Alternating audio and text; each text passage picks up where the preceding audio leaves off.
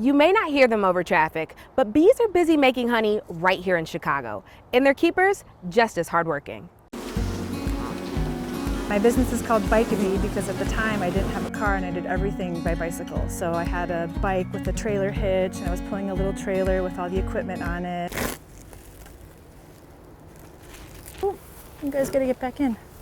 What goes into maintaining and keeping these bees healthy and great for the environment? In spring, we're getting our bees, they're waking up from winter, they're out flying again, they're foraging. Whenever the temperature is above 45 degrees and sunny, the bees will be out and flying.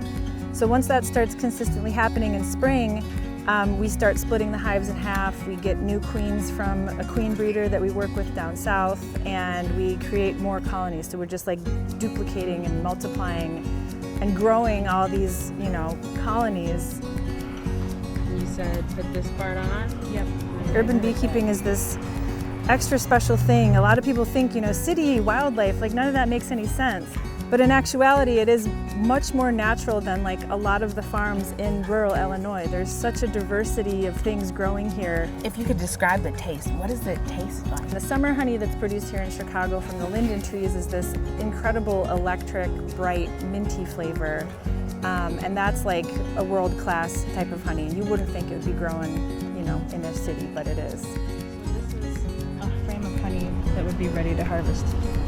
So you want to get a frame where most of the caps are covered in this wax. You just stick your finger in the capped area, you can get honey out of it. There you go. Wow. And I can just eat this raw? Eat it right now, yep. Right, that's what I'm gonna do.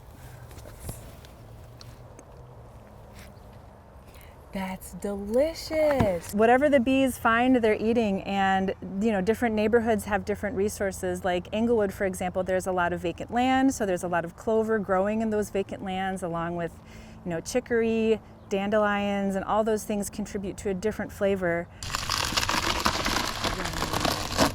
So this is a colony that is young, and they did not have a queen.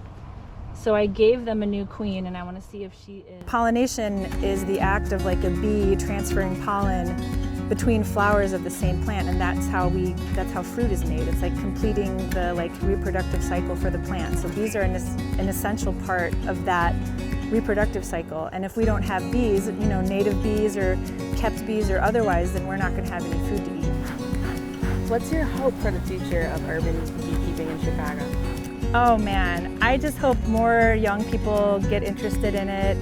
I have an apprenticeship every year where I get to work with people and teach them beekeeping. It's just a very hard business. Like you're out the hottest times during the day, you're sweating, you're lifting heavy things, you're getting stung. It's a very difficult business to get into, but I think it's incredibly rewarding. So the city is very supportive of urban beekeepers. There's beehives on top of City Hall. Like Chicago really loves its urban beekeepers. So if somebody wants to come and start a beekeeping business in the city, the hard part is just doing it. There's no barriers to entry really for just getting started in this wonderful place. From rooftops to backyards, bees are buzzing all across Chicago. Turns out the city life is pretty sweet for pollinators. Justine Baker, Fox 32, Chicago.